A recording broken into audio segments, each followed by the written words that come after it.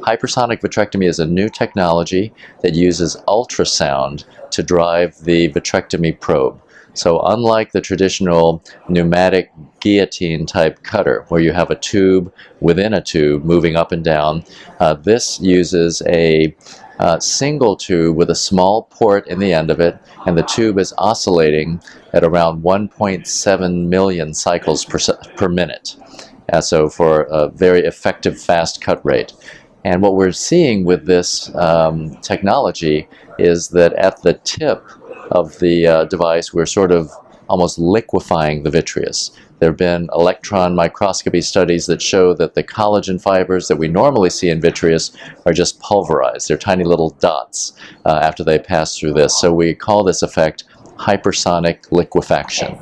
And it appears to occur right at the outer borders of the port. That's also interesting because it means we're not really pulling the vitreous into the port to cut it off like a guillotine type cutter has to do, but it happens at the surface of the port. So maybe that results in less traction than with a traditional cutter.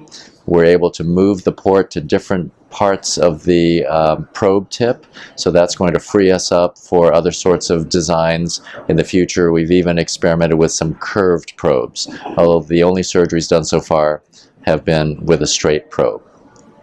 Something very different about this is that the parameters that we adjust to affect how the probe performs are very different. So traditionally, we vary infusion pressure, vacuum, and cut rate.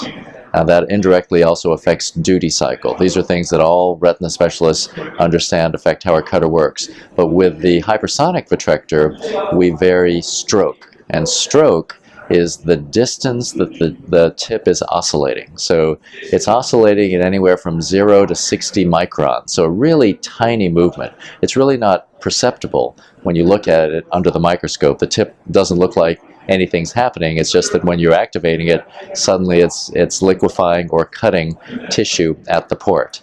And we're seeing that our ability to influence flow is really very powerfully affected by stroke. So if at very low settings of stroke, we can have extremely low predictable flow, but at high settings of stroke, we actually have higher flow than with a pneumatic cutter. So this really expands the range of this cutter and may allow us to do some things differently.